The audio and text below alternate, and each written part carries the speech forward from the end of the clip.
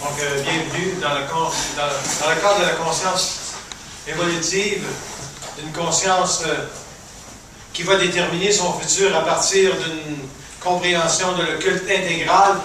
L'individu va devoir marier dans sa conscience le fait que l'âme, c'est de la merde.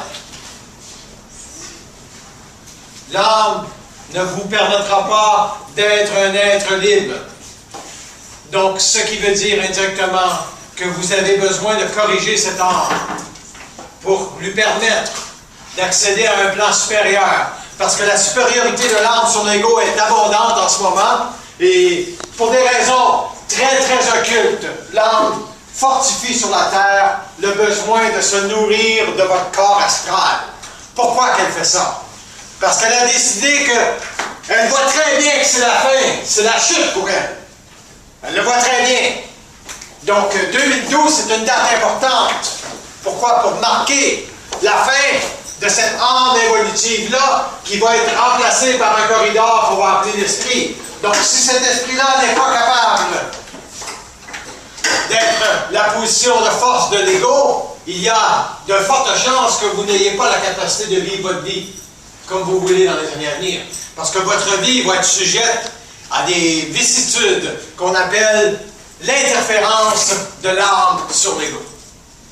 Et l'interférence de l'âme sur l'ego, ce n'est pas une mince affaire. C'est se faire couper constamment dans sa vibration pour savoir qu'est-ce que vous devez faire.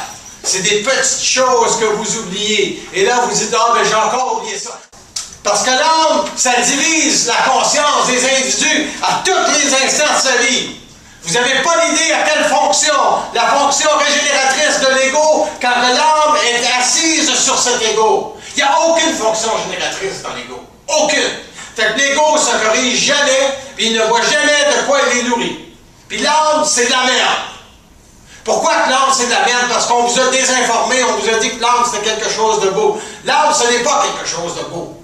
C'est de la mémoire. Ça veut dire que dans vos vies passées, vous avez vécu de tel drame que vous avez acquis l'impression que vous n'aurez jamais la science de ce que vous êtes. Ce que vous êtes, ce n'est pas de l'âme, c'est intégralement une force évolutive qui s'appelle la lumière.